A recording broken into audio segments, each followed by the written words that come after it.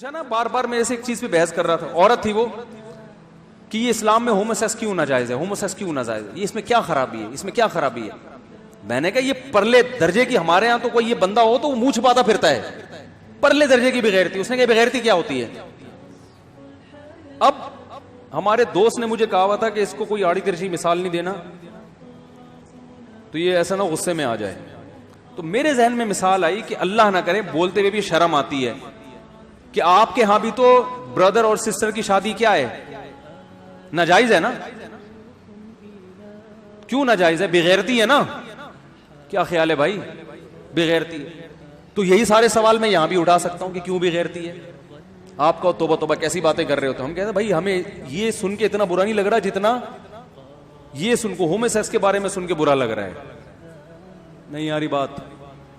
تو بغیرتی یا غیرت کوئی ایسی چیز نہیں ہے جو کوئی لیبارٹری میں خون ٹیسٹ کرو تو پتہ چلے کہ یہ والا کیمیکل بڑھ جائے تو یہ غیرت ہے, یہ والا کیمیکل کم ہو جائے تو کیا ہے, غیرت ختم ہوگی.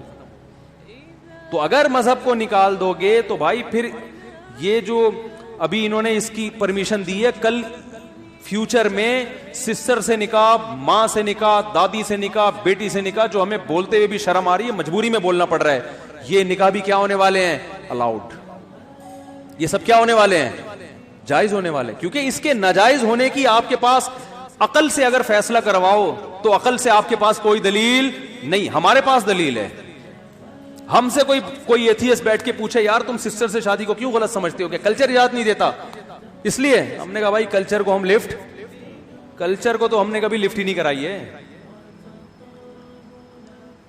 کلچر تو کرپشن والا بنا ہوا ہے. کیا خیال ہے؟ لوط علیہ السلام کی قوم کا کلچر کیا تھا؟ سارے لڑکوں سے بدکاری کرتے تھے. تو لوط علیہ السلام نے جب ان کو کہا کہ تم یہ برا کرتے ہو تو اس قوم نے کیا کہا, ہمارا کلچر یہی ہے, آپ کو رہنا ہے تو رہیں, نہیں رہنا تو آپ علاقہ چھوڑ دیں, ہمارا کلچر.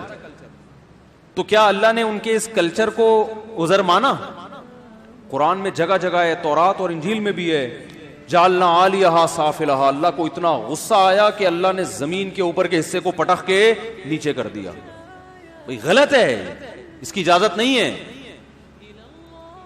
گندا عمل ہے, برا عمل ہے. ایک دوست کا فون آیا, کہنے لگے یار مجھے برطانیہ کی نیشنلٹی مل رہی ہے, اگر میں اپنے آپ کو یہ شو کر دوں کہ میں یہ ہوں, اس ٹائپ کا آدمی ہوں. اس کا تو لفظ ہمارے یہاں بہت مناسب سا لفظ ہے, لیکن ممبر پہ بیٹھنا, ممبر پہ بتانا مناسب. میں یہ شو کر دوں پہلے, حالانکہ میں ہوں نہیں, لیکن صرف نیشنلٹی کے لیے میں جھوٹ موٹ شو کر دوں. میں نے کہا یہ اتنا گندا عمل ہے کہ جھوٹ موٹ میں بھی اپنی نسبت اس طرف نہیں کرو, لعنت بھیجو اس عمل پہ.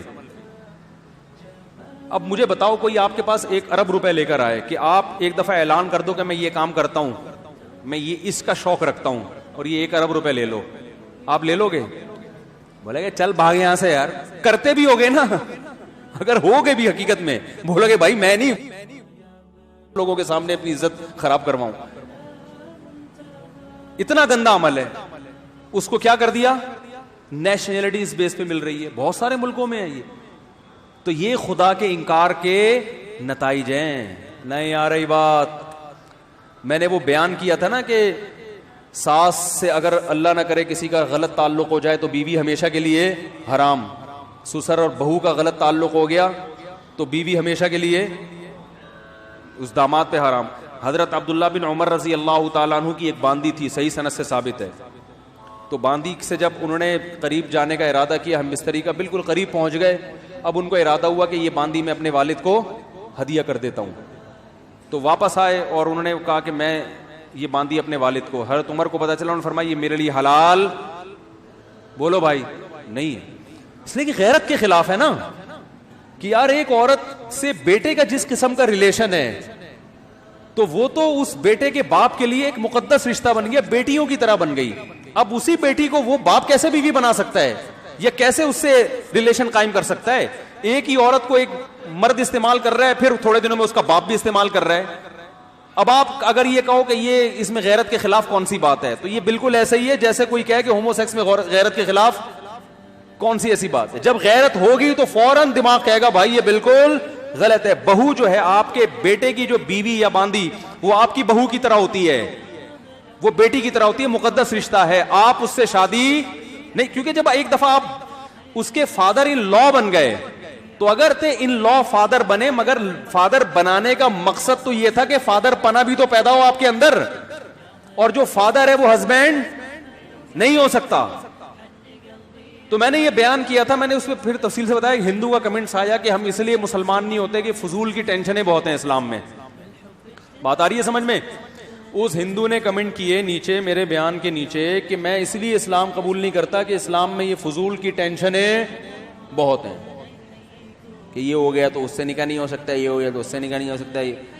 تو بھائی ہمارے لیے یہ ٹینشنیں کیوں ہیں؟ یہ غیرت مند لوگوں کی زندگی ایسے ہی ہوتی ہے کہ جب آپ کے بیٹے کی شادی ہوئی اور بہو بن کے کوئی عورت گھر میں آئی تو اسلام آپ کو یہ اجازت ہی نہیں دیتا کہ آپ اس پہ ہوس کی نگاہ ڈالو. اب آپ نے جب بھی اس کو دیکھنا ہے اپنی بیٹی کی حیثیت سے دیکھنا ہے, اور محفوظ ہے. اور یہ بھی اسلام نے بتا دیا بھائی یہ طلاق بھی دے گا تو آپ اس سے شادی نہیں کر سکتے, ہو ہی نہیں سکتا, راستہ بند. تو ہمارے پاس کتنی بڑی دلیل, کسی ایتھیسٹ سے پوچھو کہ یہ غلط ہے, وہ اگر غلط کہے گا تو غلط ہونے کی دلیل نہیں, وہ صحیح کہے گا تو صحیح ہونے کی دلیل نہیں. ہمارے پاس کتنی بہترین دلیل ہے.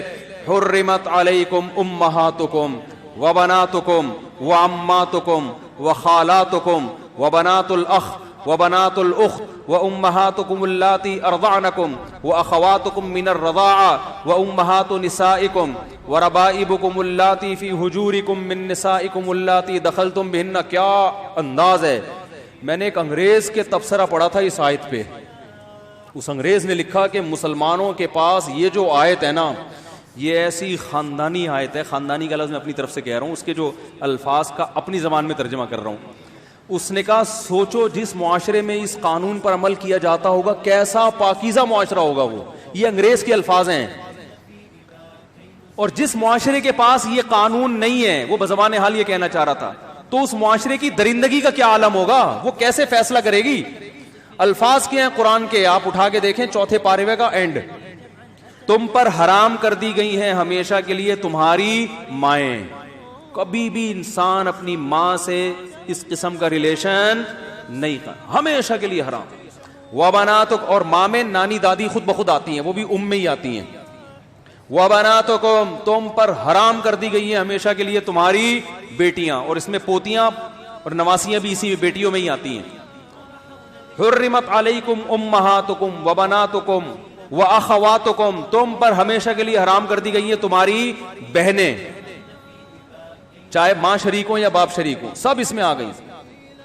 واخواتکم وعماتکم, تمہارے باپ کی بہنیں تم پر ہمیشہ کے لیے, بولو بھائی, پھپھی جسے کہتے ہیں, مقدس رشتہ ہے. جب اپنے باپ کی بہن پہ نگاہ ڈالو گے ماؤں والی نگاہ ڈال سکتے ہو, کوئی اور نگاہ ڈالنے کی اجازت, بولو بھائی, نہیں. یہ ہے ہی نہیں, یہ نکاح کا محل ہی نہیں ہے. وَأَمَّاتُكُمْ وَخَالَاتُكُمْ, تم پر حرام کر دی گئی ہیں تمہاری ماؤں کی بہنیں, جس کو خالہ کہا جاتا ہے. نہیں آ رہی بات, چاہے وہ تم سے عمر میں چھوٹی کیوں نہ ہو, لیکن چونکہ تمہاری ماں کی بہن ہے تو لیول اس کا وہی ہے نا, تو جب اس پہ نگاہ ڈلے گی ماں والی نگاہ ڈلے گی.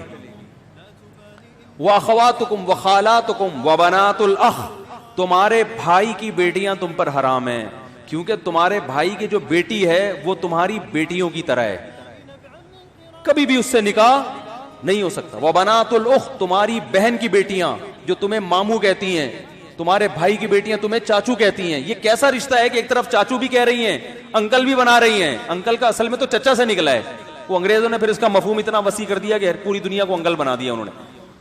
جب وہ تمہیں چچا کہہ رہی ہے, تمہیں احترام دے رہی ہے, عزت دے رہی ہے, تو اب اس سے یہ ریلیشن قائم نہیں ہو سکتا, نہ حلال نہ حرام. حرام تو ویسے ہی حرام ہے, حلال بھی نہیں ہو سکتا. وَبَنَاتُ الْأُخْتِ وَأُمَّهَاتُكُمُ اللَّاتِي أَرْضَعْنَكُمْ, کیا انداز ہے قرآن کا. وہ مائیں جنہوں نے بچپن میں گود میں لے کے تمہیں دودھ پلا دیا, ان سے بھی ایک تقدس کا رشتہ قائم ہو جاتا.